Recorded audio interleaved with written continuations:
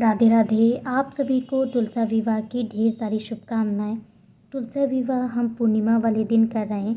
देव उठनी एकादशी से तुलसा विवाह किसी भी दिन कर सकते हैं, या पूर्णमासी वाले दिन या देव उठनी एकादशी। जिस समय देव उठकर बैठ जाते हैं उसके बाद ही तुलसी विवाह करना बहुत ज़्यादा शुभ माना जाता है।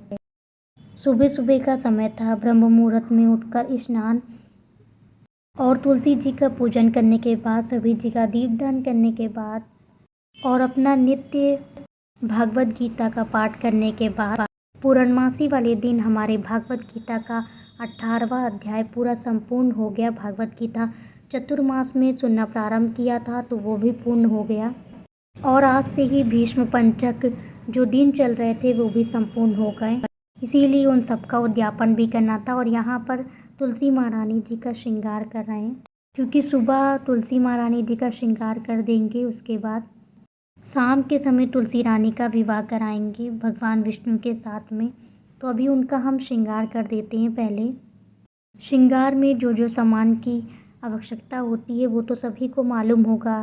चूड़ी, बिंदी, लिपस्टिक, आलता, मेहंदी, इन सभी चीज़ों से, बालों से, इन सभी चीज़ों से तुलसी महारानी जी का श्रृंगार कर देंगे। और हमारी तुलसी महारानी जी छोटी ही सी ही तुलसी महारानी, इन्हीं का ही हमने पूरे कार्तिक भर पूजन किया है, तो अब इन्हीं का ही विवाह करेंगे। और ये देखिए हमारी तुलसी महारानी जी को चुनरी भी उड़ा दी है, रबड़ भी लगा दिया है, सब तरीके से उनका शोला श्रृंगार तुलसी महारानी जी का कर दिया। और देखिए तुलसी महारानी जी कितनी प्यारी लग रही हैं। अभी तो उनका मात्र श्रृंगार हुआ है, अभी तो उनका विवाह होना बचा हुआ है। तुलसी विवाह के एक दिन पहले वैकुंठ चतुर्दशी थी।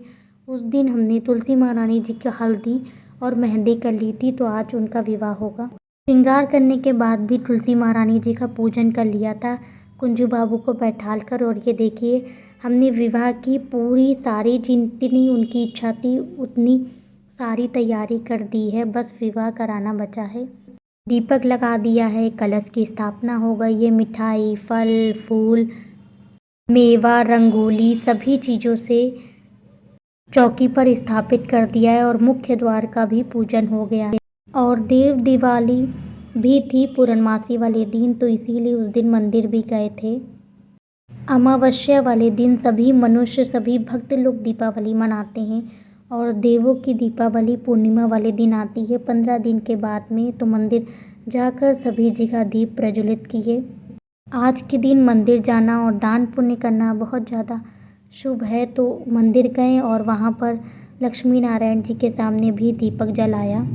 पहले मंदिर चले गए थे क्योंकि फिर विवाह करना था तो ज़्यादा समय लग जाता, इसी वजह से पहले मंदिर जाकर मंदिर में दीप प्रज्वलित किया, फिर आकर घर में सभी जगह दीप प्रज्वलित किया, क्योंकि देव दिवाली थी तो दीप प्रज्वलित करना तो बहुत ज़्यादा ज़रूरी था।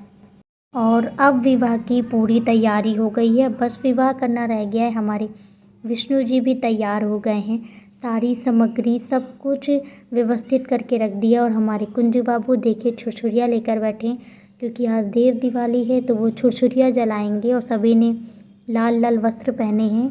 और अब तुलसी विवाह करना प्रारंभ करते हैं। सभी देवी सभी देवताओं को निमंत्रण देंगे तुलसी विवाह का, और फिर उसके बाद तुलसी जी का विवाह करना प्रारंभ करेंगे। तुलसी विवाह करने से एक अद्भुत आनंद की प्राप्ति होती है और मन में बहुत ज़्यादा शांति का अनुभव होता है। तो तुलसी विवाह के लिए दीपक सबसे पहले प्रज्वलित कर दिया है। तुलसी विवाह कौन कौन कर सकता है? तो तुलसी विवाह सभी लोग कर सकते हैं। तुलसी विवाह करना बहुत ज़्यादा शुभ माना जाता है, तो तुलसी विवाह कोई भी कर सकता है।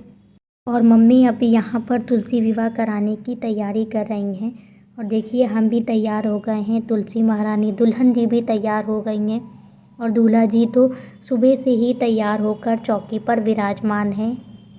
विवाह कराने में 2 से 3 घंटे का समय तो लग ही जाता है, और धीरे धीरे जो जो प्रभु की इच्छा से याद आता जा रहा था वो सब होता जा रहा था। अब यहाँ पर जयमाला हो रहा है, तो सबसे पहले जयमाला करेंगे।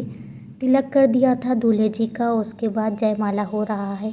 तुलसी महारानी जी भगवान नारायण को पहनाएंगी, और नारायण जी तुलसी महारानी को जयमाला पहनाएंगे। तो ऐसे जयमाला पूर्ण हुआ, फिर पुष्प की वर्षा करेंगे, क्योंकि जयमाला होने के बाद पुष्प चढ़ाए जाते हैं, तो फिर पुष्प चढ़ाएंगे। शादी वाले घर में कितनी प्रसन्नता होती है, तो शादी वाला घर एक अद्भुत आनंद आता है। और ये तो परम जगदीश्वर की शादी है, तो इसमें तो और ज़्यादा ही आनंद आया।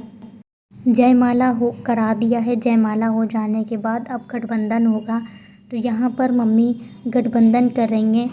तुलसी महारानी जी की लाल चुनरी लेकर, भगवान विष्णु की चुनरी लेकर गठबंधन करा दिया है। अब नज़र उतारी करेंगे, तो नज़र भी उतार दिया है दोनों। और अब कराएंगे फेरे। फेरे कराने से पहले अग्नि को प्रज्वलित किया जाता है, तो अग्नि को प्रज्वलित करेंगे, उसके बाद फेरे कराएंगे। तो मंत्र उच्चारण के द्वारा अग्नि को प्रज्वलित करेंगे, उसके बाद फेरे कराएंगे। पहले नारायण जी फेरे करेंगे आगे, और फिर तुलसा महारानी जी पीछे रहेंगी 4 फेरे तक।